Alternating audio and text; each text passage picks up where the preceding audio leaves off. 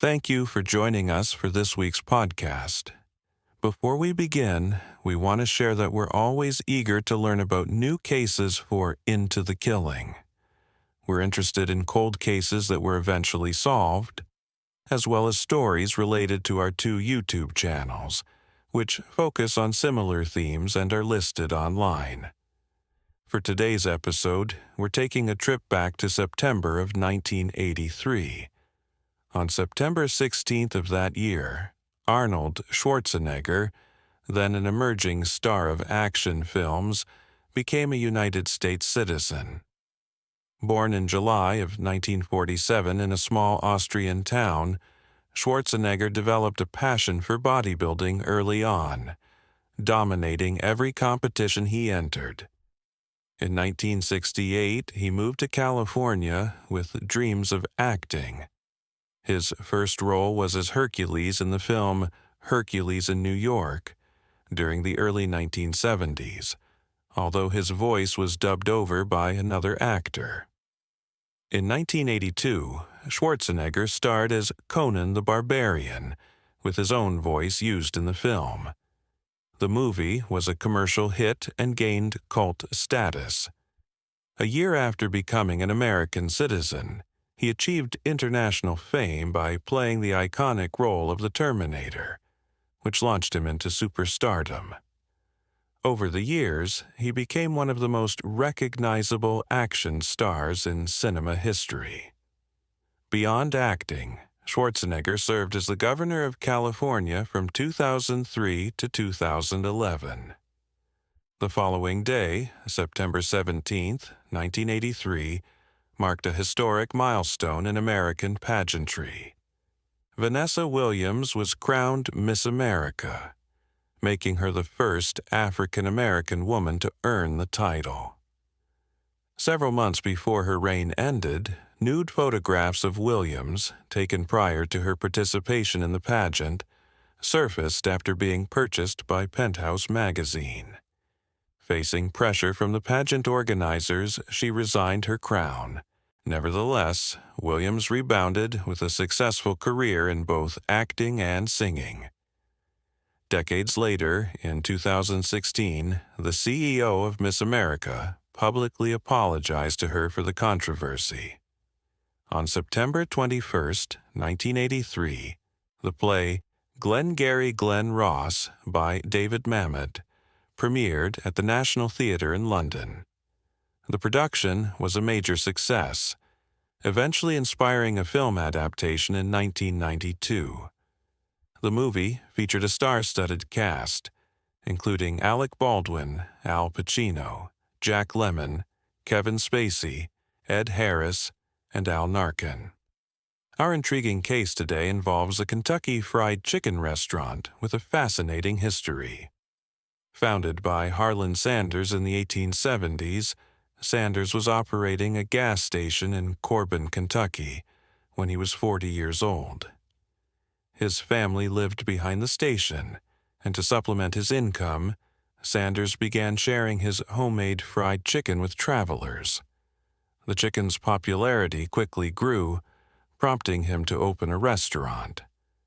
However, he faced a challenge: cooking chicken fast enough to meet demand. To solve this, Sanders converted a pressure cooker into a rapid frying device, a breakthrough that revolutionized fast food cooking. In 1935, a Kentucky senator honored Sanders with the title of Colonel. By 1952, Sanders had to close his original restaurant due to new highways and junctions making it inaccessible. Yet, he believed in his recipe and his pressure fryer, approaching failing diners with an offer. They could buy his fryer and recipe for 4 cents per piece of chicken sold. This strategy proved highly successful. In January of 1964, at the age of 73, Sanders sold the rights to his restaurants for $2 million, along with an annual salary of $40,000, later increased to $75,000. Despite lucrative offers, He turned down millions in stock options.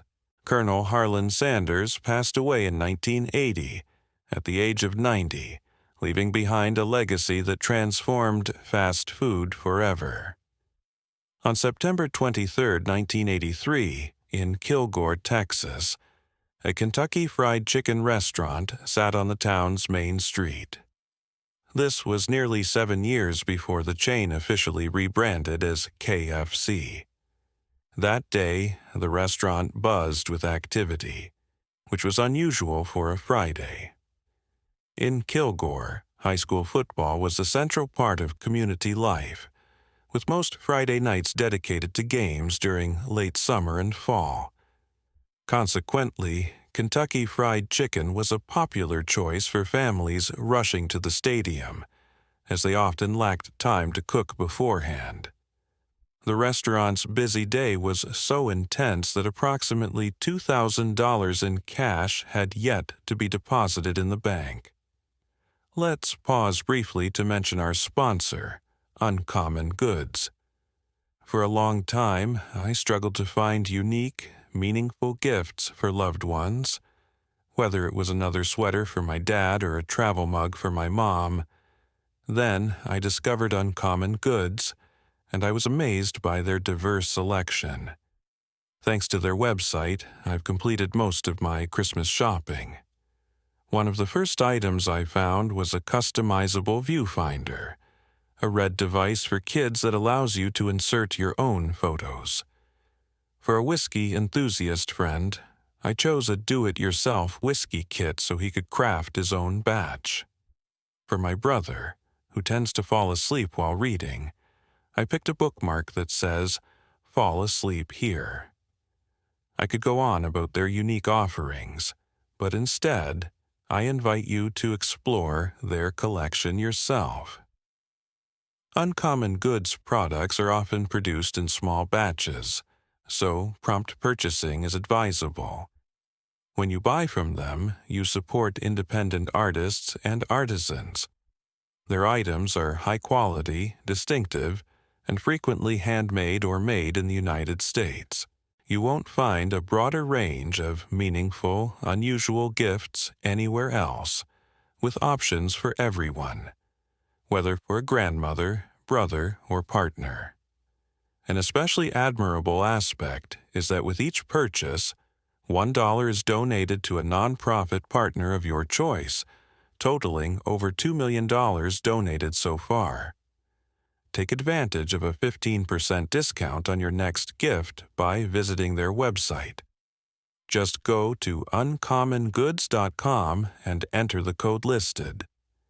This limited-time offer makes it easier to find special presents. That evening, as the restaurant prepared to close around 10 o'clock, only 6 people remained inside. 16-year-old Lynette Wilson, 37-year-old Mary Tyler, 39-year-old Opie Hughes, 12-year-old Joy Johnson, 20-year-old David Maxwell, and 12-year-old Monty Landers. After completing her shift, Lindana left the restaurant for the night. Mary Tyler, the assistant manager, was married with 3 children and 2 stepchildren, whom she treated as her own. She hadn't worked that evening but had come earlier to count the day's earnings and take the money to the bank. Hobie Hughes and Joey Johnson were working that night. Hobie had been employed there for about a year and a half. Known for being quiet and friendly, he was married and had 3 children. Joey Johnson, a college student, had been at the restaurant for roughly a month. He was the second of 8 siblings and an outstanding athlete, excelling in football, basketball, tennis, and track. Also present that night was David Maxwell, a recent hire who had only worked there for about a week. He wasn't working when the incident occurred. Maxwell was married, and his wife Risley was pregnant. He was studying computer science and had come to the restaurant to pick up his friend Joey. Maxwell was there with Monty Landers, a college student interested in joining a fraternity with Joey. Landers, who was studying forestry, was good with cars and seeking a part-time mechanic job to fund his education. The three young men, Maxwell, Landers, and Johnson, were all beginners in karate. Mary's daughter, Kim Miller, stopped by the restaurant shortly before 10 p.m., then left to go home after dropping off the day's money at the bank. She expected her mother to return shortly afterward, around 10:30. When her mother didn't arrive, Kim drove back to the restaurant, noticing that most of the doors were locked, except the back door, which was wide open, an unusual sight. Inside, she found the restaurant empty, with 2 employee hats on the floor and some blood in the kitchen. Convinced that someone had been hurt and that her mother might be at the hospital, she went there, but her mother was not present. Kim then called the police. An officer arrived and discovered more blood in the manager's office, where a drawer containing about $500 had been ransacked. Bloodstains were also found on the files in the drawer. The cash register was closed, but when opened, it revealed the key to the register. Approximately $1,500 was missing. The situation was perplexing. It seemed unlikely that the 3 employees and the 2 college students had fled with the money, especially without their cars. The blood evidence suggested foul play, but until the 5 individuals were found, either alive or dead, their families and the police would remain uncertain about what had transpired. It wouldn't be long before answers emerged. Let me tell you about the latest true crime podcast I've been listening to, called Morning Cup of Murder.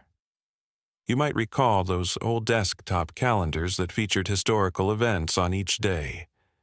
This podcast takes that concept and transforms it into a daily series, now boasting over 850 episodes.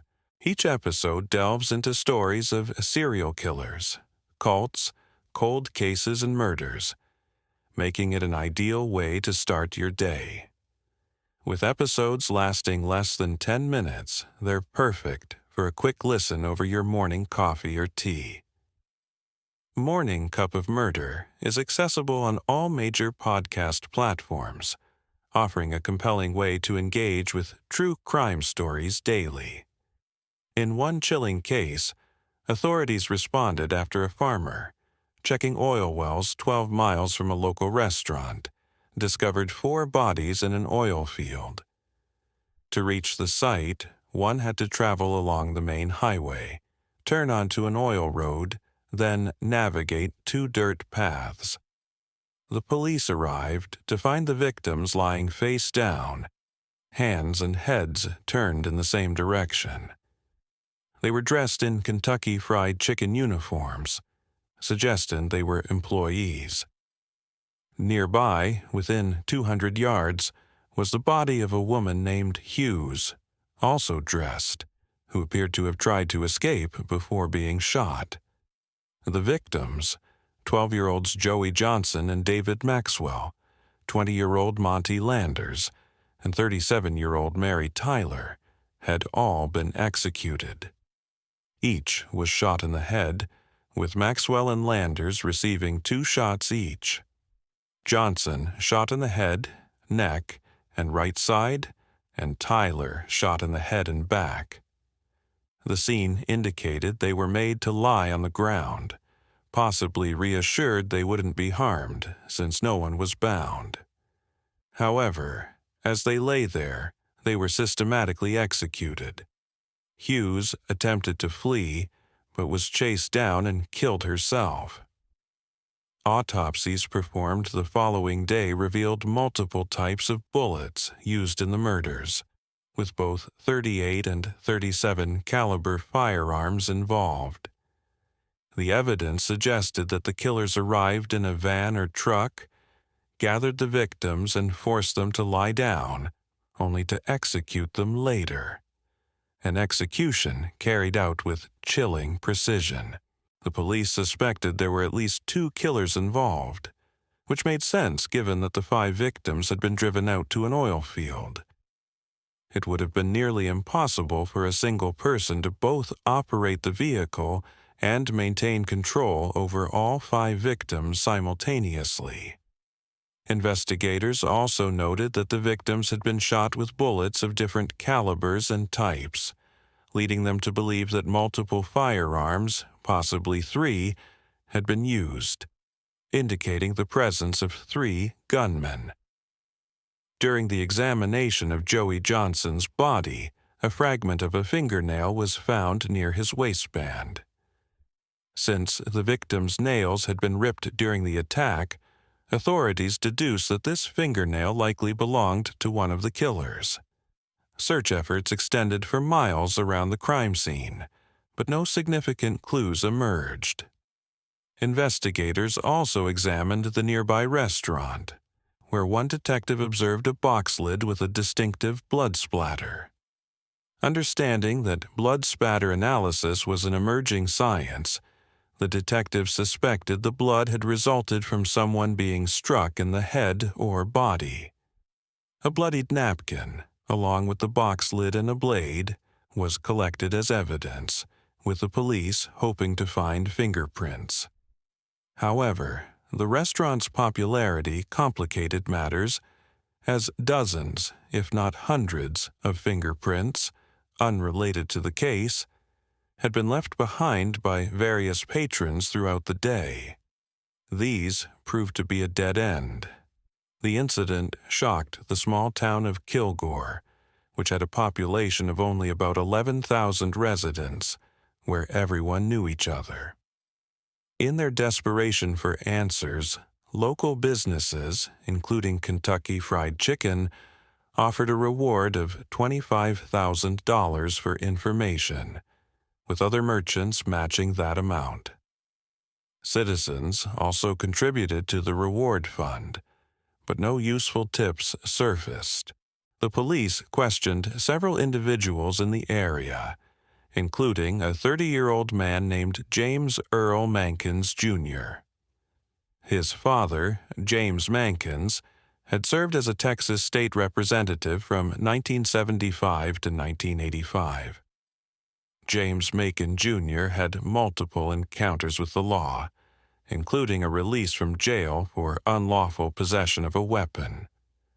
On the same day as the murders, he borrowed a .38 caliber handgun, one of the weapons used in the crime. Police examined his left hand, noting that his fingernail was torn down to the quick, suggesting a struggle. After questioning him, they released Macon, believing his torn nail was a distinctive mark, akin to a fingerprint, that could be matched under a microscope. He later clipped the nail and kept it, convinced that such unique patterns could identify him. The nail was sent to a lab, which confirmed it belonged to Macon. The gun was also tested, but ballistics experts could not definitively link it to the murder weapons. Rumors circulated about a Kentucky Fried Chicken restaurant supposedly hiding a secret recipe, not for fried chicken, but for high-grade methamphetamine. Police suspected Macon's visit to the restaurant might have been related to drug dealings rather than the murders. They considered that killing 5 people over just $2,000 seemed excessive, but if drugs were involved, that could explain the violence. Still, they didn't have enough evidence from the fingernail alone to charge Macon with the murders. Meanwhile, investigators looked into a woman named Star Powers, who was at the restaurant shortly before closing. She saw a few men behind her in line and overheard an employee mention that the day's deposit, roughly $2,000, had not been made.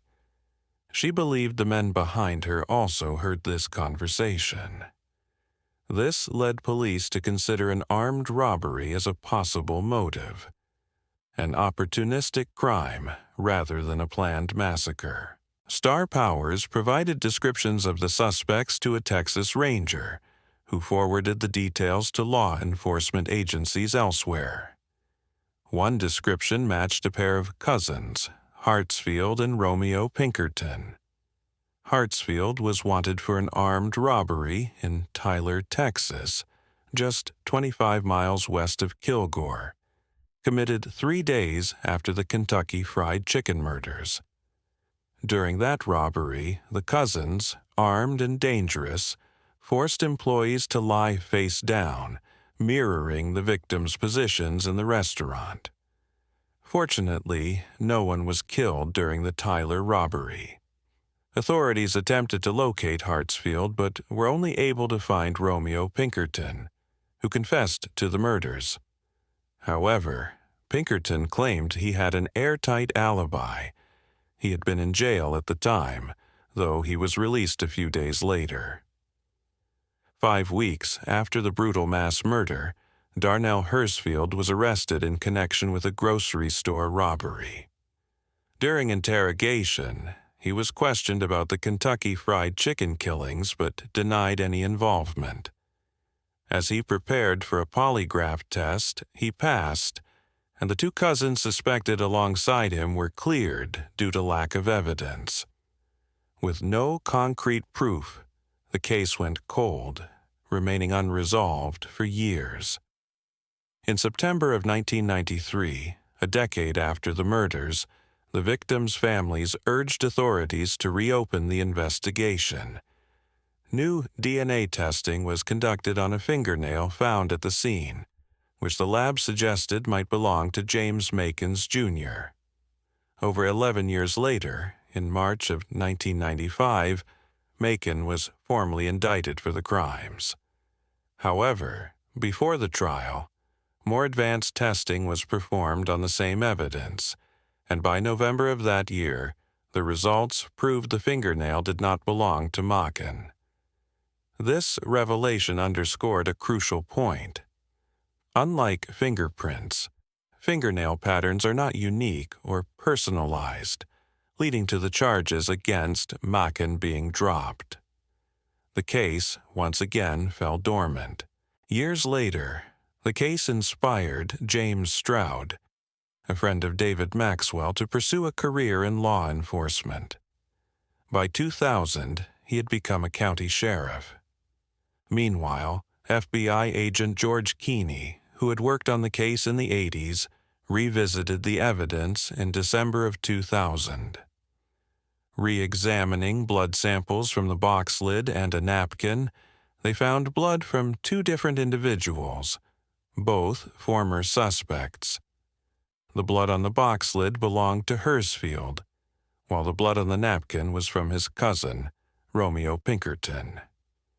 A complication arose. Pinkerton claimed he was in prison at the time of the murders, having been released only days afterward. Yet, investigators noted that this alibi was never thoroughly verified. The police theorized that on the night of the murders, Joey Johnson was taking out the trash after closing the store. He was then forcibly pulled back inside by the cousins and possibly a third man, leading to a struggle that injured Pinkerton and Hersfield. Subsequently, the suspects either decided or felt compelled to eliminate witnesses.